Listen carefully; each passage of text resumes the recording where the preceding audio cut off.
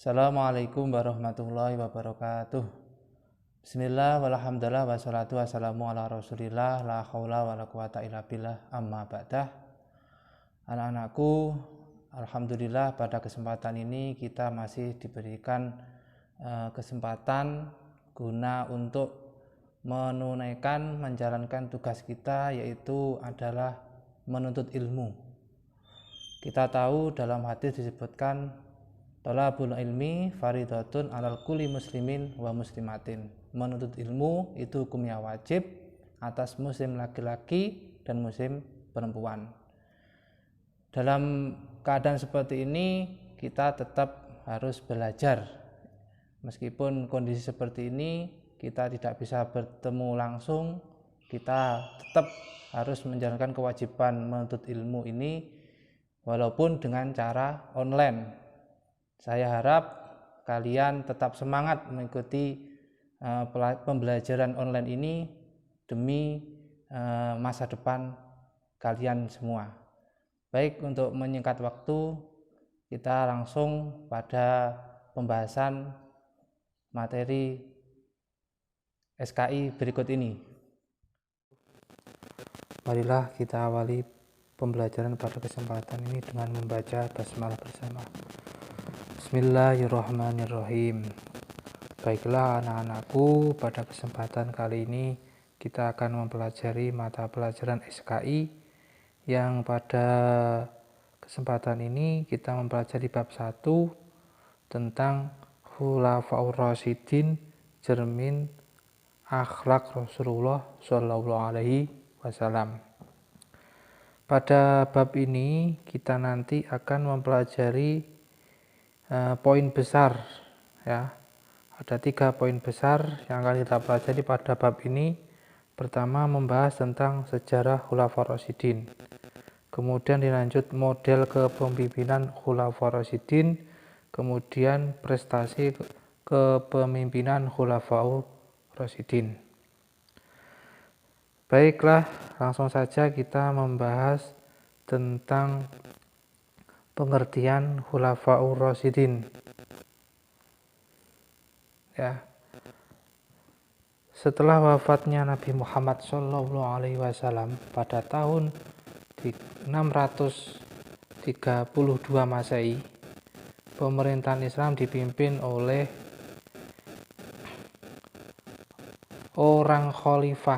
oleh 4 khalifah yang dikenal dengan istilah Khulafaur Rasyidin. Kata khulafah adalah bentuk jamak yang bentuk tunggalnya atau mufradnya itu khalifah. Khulafah itu bentuk jamak, khalifah itu bentuk mufrad atau bentuk tunggal, yang artinya adalah pengganti pemimpin atau penguasa. Sedangkan ar-rasyidin adalah bentuk jamak yang kata tunggalnya adalah ar-rasyid, yang artinya orang yang mendapat petunjuk. Jadi menurut bahasa, Khulafaur Rasyidin adalah orang yang ditunjuk sebagai pengganti pemimpin atau penguasa yang selalu mendapatkan petunjuk dari Allah Subhanahu wa Ta'ala. Sedangkan arti Khulafaur Rasyidin menurut istilah adalah pemimpin-pemimpin umat dan kepala negara yang telah mendapatkan petunjuk dari Allah Subhanahu wa Ta'ala. Mereka bertugas melanjutkan misi dan perjuangan Nabi Muhammad SAW, yaitu sebagai rahmatan lil alamin, menyempurnakan akhlak mulia, pembawa kedamaian, kesejahteraan, kemajuan masyarakat, menjunjung tinggi syariat agama Allah Subhanahu wa Ta'ala. Sahabat yang telah mendapat gelar Khulafaur Rasyidin ada 4, yaitu Abu Bakar As-Siddiq, Umar bin Khattab, Utsman bin Affan, dan Ali bin Abi Thalib karomah wajhah. Kemudian tugas-tugas dari Khulafaur Rasyidin. Setelah Rasulullah wafat, tugas-tugas yang bersangkutan dengan kenegaraan dilanjutkan oleh 4 khalifah yang dinamakan Khulafaur Rasyidin. Sedangkan tugas kenabian telah berakhir dan tidak tergantikan oleh siapapun, sebab Nabi Muhammad SAW adalah nabi terakhir atau Khotamul Anbiya. Tidak mungkin ada nabi lagi setelah Nabi Muhammad. Adapun tugas-tugas Khulafaur Rasyidin sebagai pemimpin negara antara lain: 1. Melanjutkan dakwah dan ajaran Nabi, kemudian melanjutkan pemerintahan yang telah dibangun oleh Nabi Muhammad. Nomor 3. Memerangi kepada mereka yang merongrong dan merusak agama Islam. Nomor 4. Memperluas wilayah kaum muslimin ke daerah-daerah lain. Nomor 5 adalah mengembangkan ajaran dan kebudayaan atau peradaban Islam. Selanjutnya kita akan mengenal biografi atau profil dari Khulafaur Rasyidin. Yang pertama Khalifah pertama adalah Khalifah Abu Bakar As-Siddiq. Ya. Abu Bakar adalah gelar yang diberikan setelah masuk Islam.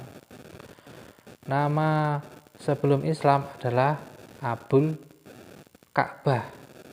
Nama aslinya adalah Abdullah bin Abu Kufahah keturunan Bani Taim bin Murrah bin Ka'ab bin Lu'ay bin Al-Quraisy. Beliau lahir tahun kedua dari tahun gajah atau 2 tahun lebih muda dari Nabi Muhammad SAW. Abu Bakar memiliki budi pekerti yang baik dan terpuji di kalangan bangsawan Quraisy. Beliau dikenal dengan sosok yang ulet dan jujur. Beliau merupakan pedagang yang kaya raya. Beliau pedagang yang jujur sehingga orang-orang tertarik untuk membeli barangnya. Sikap jujurnya hingga beliau terbawa Islam. Sejak usia muda Abu Bakar memiliki ikatan persahabatan yang kuat dengan Nabi Muhammad SAW. Ketika Nabi Muhammad diangkat menjadi nabi dan rasul yang menerima wahyu pertama, Abu Bakarlah merupakan orang dewasa pertama yang masuk Islam. Beliau mendapat gelar As-Siddiq atau orang yang terpercaya karena beliau orang yang pertama mempercayai peristiwa perjalanan Isra Mi'raj. Nah, ini alasan diberi gelar As-Siddiq adalah beliau orang pertama kali yang membenarkan Isra Mi'raj. Di dalam Al-Quran disebutkan dalam Quran surat Az-Zumar, nah itu sudah ada yang khusus memuji tentang kejujuran dari Abu Bakar. Beliau juga diduduki As-Siddiq karena beliau adalah laki pertama yang membenarkan dan beriman kepada Nabi Muhammad SAW sebagaimana dalam hadis Nabi. Abu Bakar seorang dermawan, ya. Beliau memiliki kekayaan sebesar 40.000 dirham itu tetapi ketika masuk Islam hanya menjadi 5.000. Yang lainnya kemana? Yang lainnya beliau berikan dermakan kepada fakir miskin dan menolong ajaran agama Islam. Inilah suri teladan dari Abu Bakar As-Siddiq. Kiranya itu dulu. Silakan nanti kalau ada pertanyaan disampaikan. Kalau tidak ada, langsung kita ke penugasan. Saya akhiri. Assalamualaikum warahmatullahi wabarakatuh.